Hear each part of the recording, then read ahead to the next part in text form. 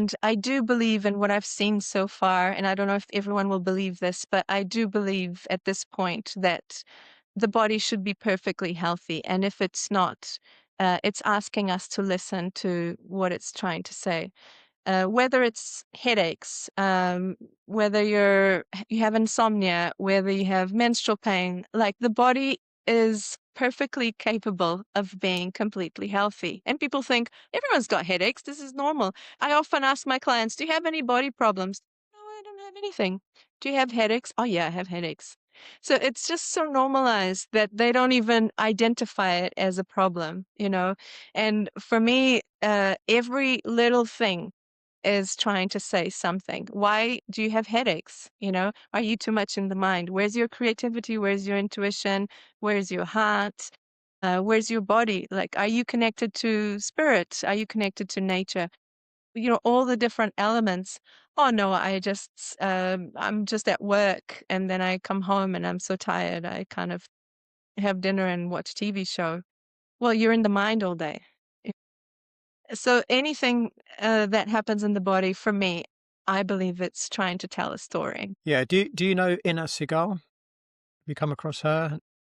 She wrote a book called The Secret Language of Your Body. Yeah, maybe. Hmm. Yeah, I interviewed her, I think it was last week, which was really interesting. But there are so many, modalities that suggest, what you're saying is that everything's connected. And I try to look at the human body like a little bit of like a roadmap almost.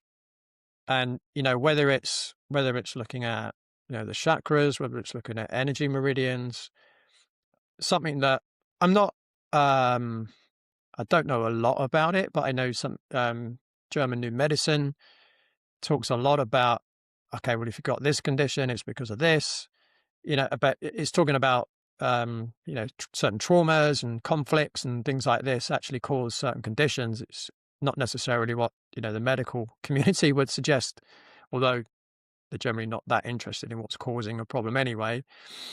But what I'm trying to say is there's so many kind of modalities that think along similar lines to what you're suggesting, is that the body's trying to tell you something, but it's trying to understand what that message is. And there's many different ways. And I would say there's different views as well, like certain modalities would suggest, for instance, traditional Chinese medicine would say, if there's an issue with the lungs, it could well be grief, because grief gets stored in the lungs, or if it's the liver, it's anger, etc., etc.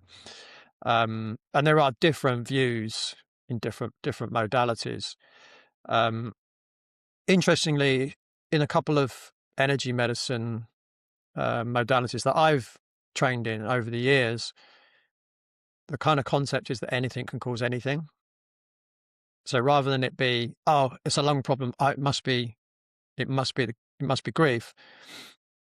The concept is that anything could cause anything, which I've seen with my own eyes as well. Because I do a session with someone. So what I've been working with the last couple of years is the emotion code, and literally anything could cause anything. I've had people have a session with me. They might have lower back pain as an example. Their back doesn't come up at all, right? There's nothing to do with the back. And you might think, oh, well, did kidneys come up? Because kidneys is in that area, and we know kidneys can cause lower back pain. Well, no. What about the adrenal glands? Well, no. And then the person will ring me the next day and go, what did you do? My back pain's gone, right? So it's quite interesting.